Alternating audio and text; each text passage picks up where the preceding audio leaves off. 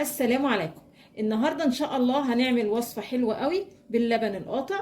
بصوا، لو اللبن جيتي تغليه وعمل معاكي كده واللبن اتكتل، ده لبن قاطع او لبن يعني رايب. ولا تضايقي نفسك خالص، هتجيبي شويه دقيق وشويه اضافات بسيطه كده واعملي بيهم احلى شويه قرص طريه. بصوا الجمال، بصوا طريه ازاي وهشه زي القطن، مع كوبايه شاي بلبن بقى، يبقى كده حاجه اخر روقان. معانا هنا كيلو دقيق، هدي رشه ملح كده، حاجه زي نص معلقه صغيره، 3 معالق كبار سكر، 3 معالق كبار لبن بودر وممكن تستغني عنه، باكو خميره فوريه، باكو بيكنج باودر. وكمان هنا خطوة اختيارية، انا هنا هضيف كيس فانيليا بطعم البرتقال علشان القرص كده يبقى طعمها برتقال، بس لو مش حابة طعم البرتقال استغني عن الفانيليا خالص، مفيش اي مشكلة في عدم وجودها. اقلب بقى الكلام الجميل ده كله مع بعض كويس قوي. بعد كده بمجات الشاي العادية في المطبخ هاخد كوباية ونص سمنة تكون سايحة كده وبدرجة حرارة المطبخ، يعني لا هي سخنة ولا ساقعة خارجة من التلاجة. احط بقى شوية بشوية كده والم العجين كده واشرب الدقيق كله بالسمنه. حطيت كوبايه وده نص كوبايه كمان. تمام كده. هجيب معايا بقى بنفس الكوبايه هعاير اللبن الرايب او اللبن القاطع. انا اللبن اديته ضربتين كده بالهاند بلندر عشان يبقى معايا، بصوا بالشكل ده، عشان ما يبقاش فيه حتت يعني متجبنه. واللبن الرايب او اللبن القاطع يعني يكون دافي، ما يكونش برضو ما يكونش ولا سخن ولا ساقع.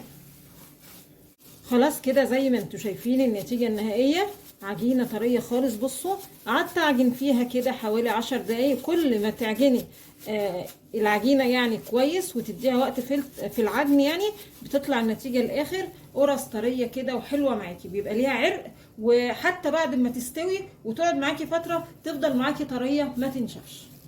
هدي على الوش كده رشة زيت، وبعدين هغطيها كده بمفرش بلاستيك، اغطيها كويس قوي واسيبها لحد لما تخمر والحجم بتاعها يعني يتضاعف. العجين خمر، بسم الله ما شاء الله، بصوا شكله حلو قوي. هلم بقى العجين كده على بعضه، هقسم كده العجين لكور صغيره متساويه او على حسب بقى عايزه حجم القرصه معاكي يبقى ازاي. تمام كده، وهرصهم بقى جنب بعض. بعد كده هغطي كور العجين بكيس بلاستيك واستنى كمان حاجه زي ربع ساعه تخمر كمان مره. بعد ربع ساعة كده العجين خمر كمان مرة، هنبدأ بقى بأول واحدة عملناها ونبططها كده شوية بالشكل ده، ولا نرقق القرصة قوي ولا نخليها سميكة. بصوا الوسط حلو، ونرصها كده في صينية تكون مدهونة سمنة أو زيت. بعد كده جبت بيضة كده بنقطتين خل وهضربهم مع بعض كويس قوي عشان ألمع وش القرص. يعني لو مش حابة البيض ممكن تدهني القرص وشها كده باللبن، يعني شوفي الطريقة اللي تحبي بيها تحمري وش القرص. يعني هدهن كده بسيط وما اضغطش على القرص يعني عشان ما اخرجش الهواء اللي جواه. فرن يكون سخن وعلى درجة حرارة 200. هدخل الصينية الرف الوسطاني. شوفي بقى نظام الفرن عندك ايه، يعني ممكن القرص تستوي من تحت وبعدين تطفي الفرن وتشغلي الشواية دقيقتين كده القرص تاخد لون، وممكن يستوي معاكي فوق وتحت مرة واحدة. شوفي بقى انت نظام الفرن عندك شكله ازاي. اهم حاجة يبقى على درجة حرارة 200 عشان القرص ما تاخدش وقت معانا في الفرن وتنشف. تعالوا بقى نشوف ايه الاخبار. كيلو الدقيق عمل معانا بالظبط 35 قرصة بالحجم اللي انتوا شايفينه ده، حجم حلو قوي. بصوا طرية ازاي. وعايزه اقول لكم كمان ريحه فانيليا البرتقال مخليه ريحه القرص جميله جدا جدا وطعمها كمان برتقال.